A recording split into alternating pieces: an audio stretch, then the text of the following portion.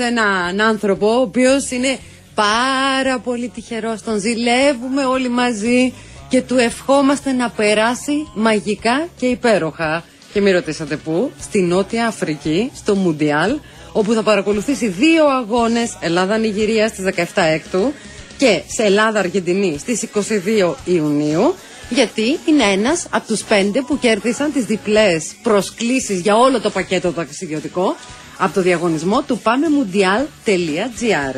Είναι ο κύριος Απόστολος Κέπας, είναι στην τηλεφωνική μας γραμμή. Καλό σας μεσημέρι, κύριε Κέπα, συγχαρητήρια. Ευχαριστούμε πολύ. Μακάρι να είστε τόσο τυχερός στη ζωή σας πάντα. Από τα ταξίδια καλά πάμε πάντως. Και το περίμενα δηλαδή χρόνια αυτό. Το περιμένατε, καταρχήν ότι θα κερδίσετε. Εντάξει, αυτό όχι και 100%. Δυστυχώς λόγω της κρίσης δεν μου ήταν εύκολο ούτε εμένα ούτε και πολλών φαντάζομαι να είναι κάτω στο πλευρό της Εθνικής. Αλλά ευχαριστούμε πολύ τον ραδιοσταθμό σας που κάνατε τον λογαριασμό, τον διαγωνισμό αυτό. Και κερδίσαμε εμείς οι τυχεροί. Δεν μου λέτε, κύριε Κέπα, είστε από την Αθήνα, είστε από την περιφέρεια? Από τη Λαμία. Από τη Λαμία. Και τι δουλειά κάνετε? Είμαι περιπτεράς. Δεν μου λέτε και τι θα το κάνετε το περίπτερο μια εβδομάδα? Θα το δώσετε? Εντάξει, θα το κανονίσει. Θα το δουλέψει κάποιος, για όνομα του Θεού. Ναι, το έχω κανονίσει ήδη, εντάξει, υπάρχουν αντικαταστάτες. Για πείτε μου τώρα, υποθέτω ότι το ταξίδι, εντάξει, είναι και από μόνο του μια εμπειρία, έτσι, Νότιος Αφρική δεν είναι μια...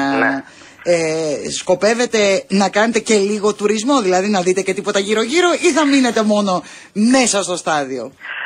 Όχι, σίγουρα όχι μέσα στο στάδιο. Τώρα 10 μέρες και που το πακέτο και από εσάς, όπως γράφατε και στο site, είναι πλήρης. Είναι δωρεάν αεροπορικά εισιτήρια, ακριβώς. Ξενοδοχείο, εκδρομές, ξεναγήσεις. Δεν θα πήγαινα εγώ τουλάχιστον προσωπικά στην Νότιο Αφρική έτσι για τουρισμό, οπότε είναι μια ευκαιρία να δούμε. Κύριε Κέπα, αν δεν είμαι πολύ αδιάκριτη, ποιον θα πάρετε μαζί σας?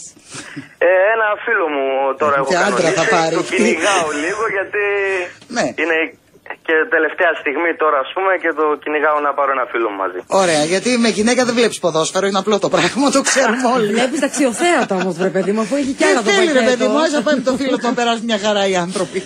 Αυτό λίγο η Εθνική το άλλαξε μετά το 2004 μπορούμε να πούμε. Έτσι συμφωνώ. Δεν μου λέτε τι προαίσθημα έχετε για την Εθνική αυτή τη φορά? Εγώ πιστεύω ότι εντάξει ότι μπορούμε να περάσουμε, αλλά όλα θα είναι στα πόδια των διεθνών μας.